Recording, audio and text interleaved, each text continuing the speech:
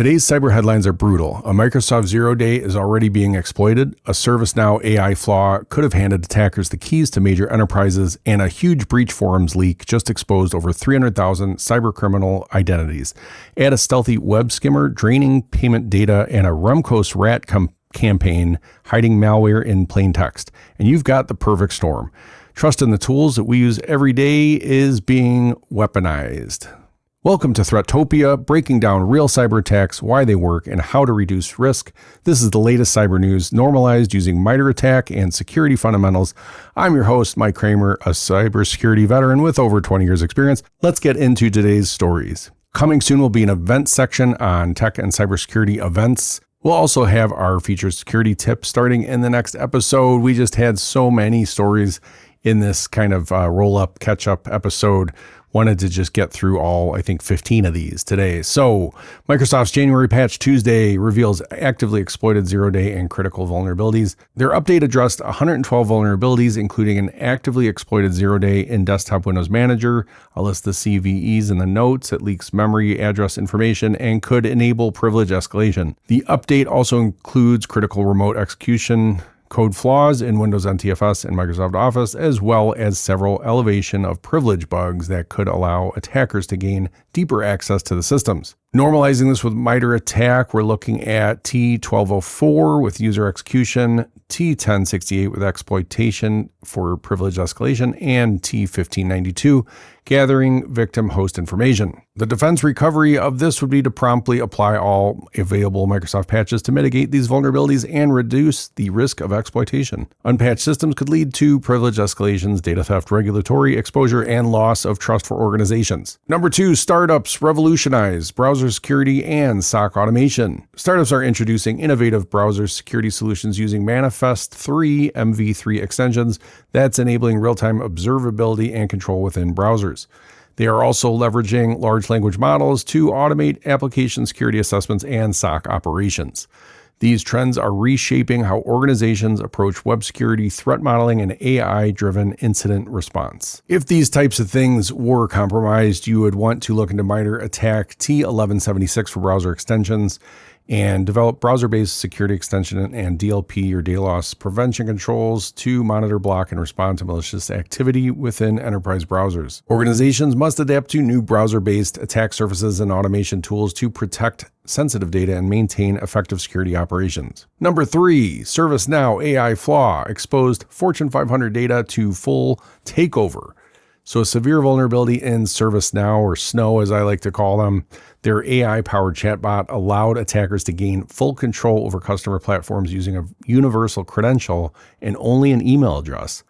This flaw enabled attackers to impersonate users, escalate privileges, and potentially access sensitive data across connected systems. The issue has been fixed, but organizations are urged to review their security posture.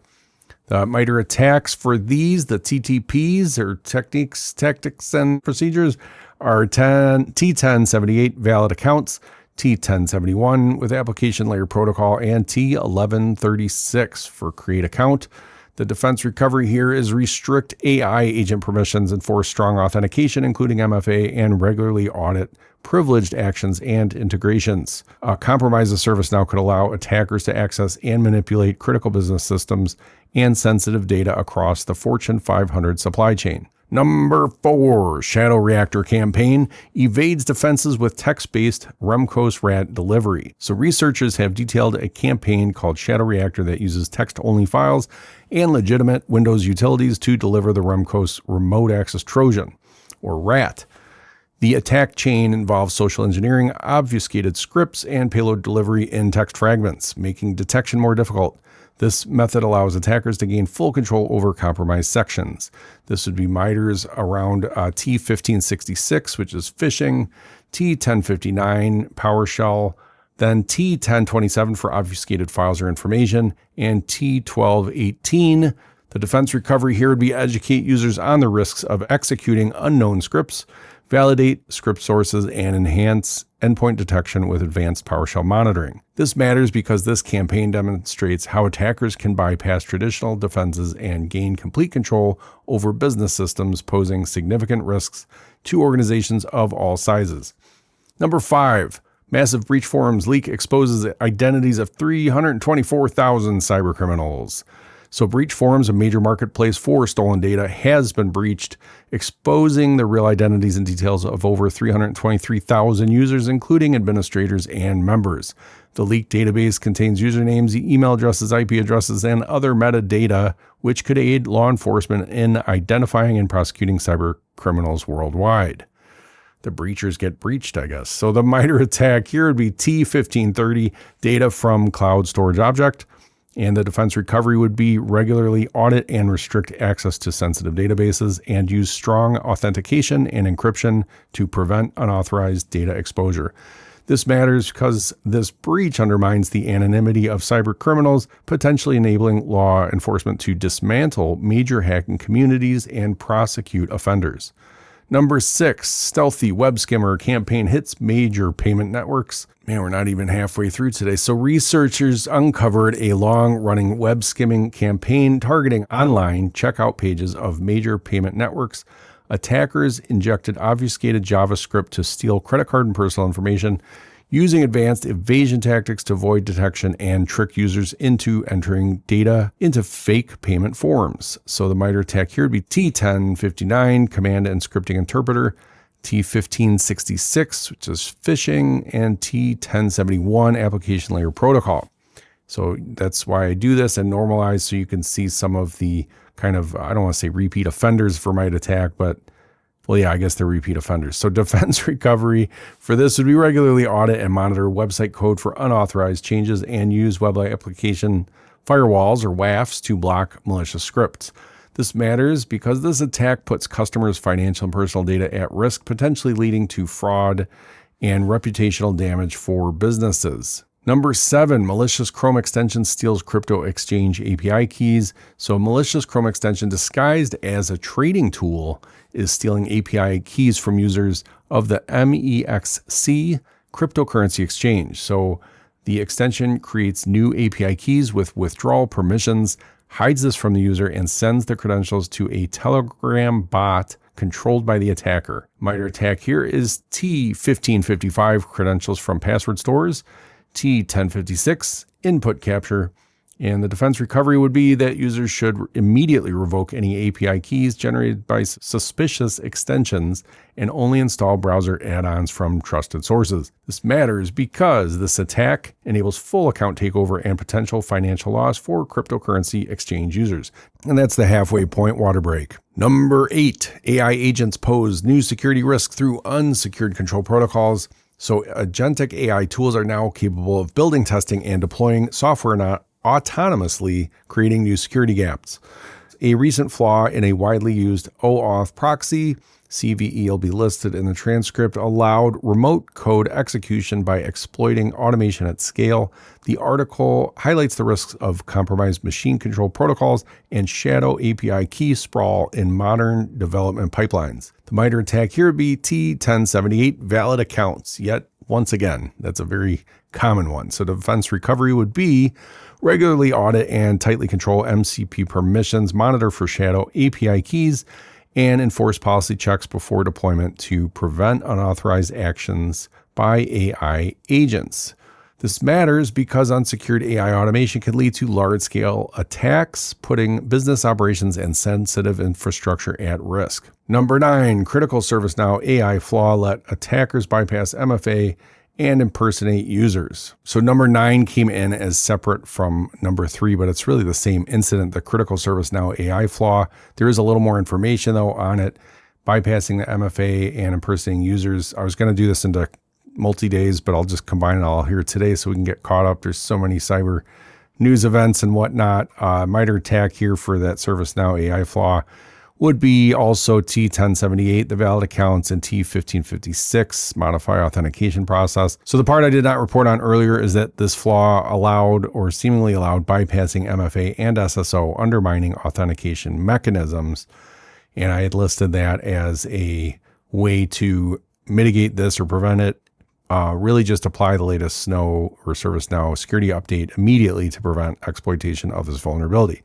Number 10, malicious N8N, or as I call them, Nation, And I wonder, too, if any founders out there could tell me, was it meant to be pronounced nation? Because that's what I think.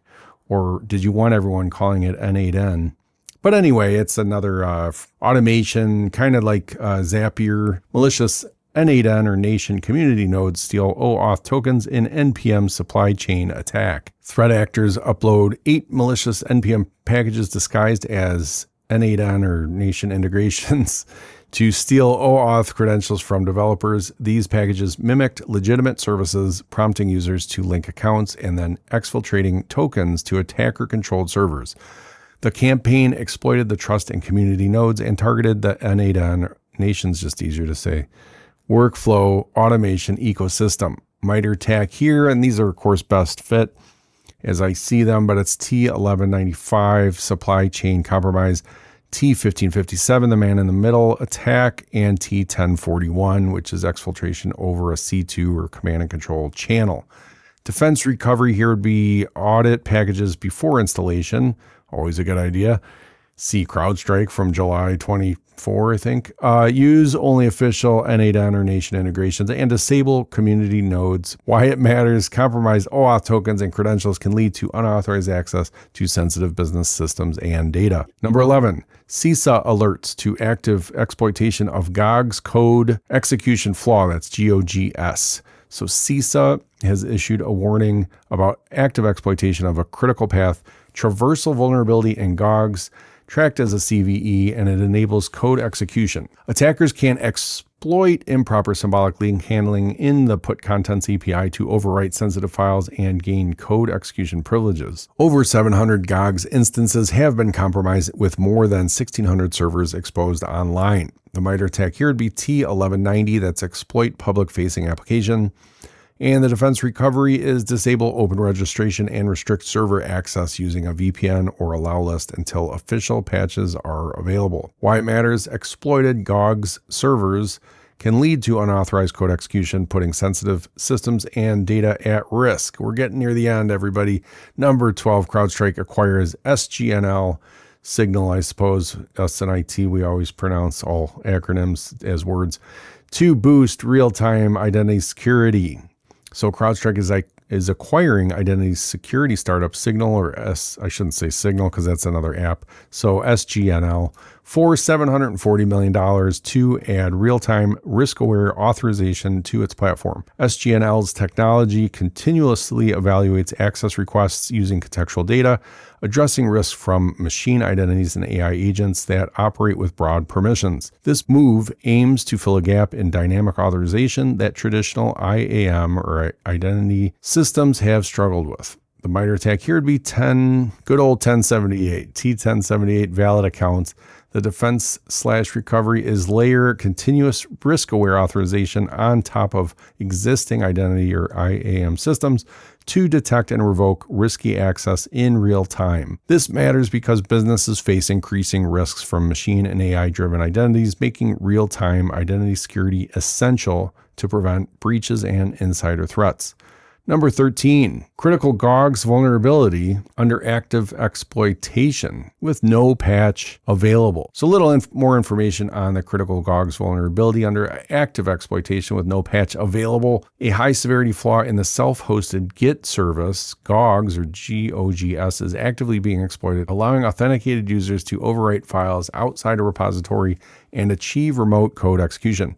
Over 700 compromised GOG's instances have been identified, with attackers deploying malware linked to the Supershell C2 framework. There's no official patch, and organizations are urged to take immediate defensive measures. Very scary stuff, so restrict access to the GOG servers, disable open registration, and closely monitor for unusual activity until a patch is available. And number 14, new Chinese-made Void Link malware targets Linux cloud systems. So security researchers at Checkpoint Research have discovered a sophisticated Linux malware framework called VoidLink, developed by Chinese-speaking actors. VoidLink features over 30 plugins, advanced persistence, anti-forensic evasion, and lateral movement capabilities, specifically targeting cloud and container environments. While no real-world infections have been confirmed, its modular design and evolving features pose a significant threat. MITRE attacks here are T1059, that's Command and Scripting Interpreter, T1078, valid accounts, It's all over, man. T1027, obfuscated files or information, and T1570, lateral tool transfer. The defense recovery here would be proactively secure Linux, cloud, and container environments with regular monitoring, patching, and least privilege access controls to prevent advanced threats like void link. This matters because void link's capabilities could enable attackers to gain persistent, stealthy access to critical cloud infrastructure, increasing the risk of data breaches and supply chain compromises. Number 15, our last story of the day, LinkedIn users targeted by convincing phishing comments. Scammers are posting fake LinkedIn comment replies that impersonate the platform, warning users of false policy violations and urging them to click phishing links. So these messages use LinkedIn branding and the official link.in URL shortener to appear legitimate, ultimately leading to credential harvesting sites. LinkedIn is aware of the campaign. They're taking action to remove fake accounts and posts. MITRE ATT&CK here is T1566, that's phishing, T1584, that's compromised infrastructure, and the defense recovery would be users should avoid clicking suspicious links, that's you, in the comments and report any impersonation attempts directly to LinkedIn for review and removal. So such phishing attacks can lead to credential theft and unauthorized access to business or personal LinkedIn accounts. If you like this episode, please rate the podcast. 5 stars helps support this show. Thanks for listening. I'll see you next time.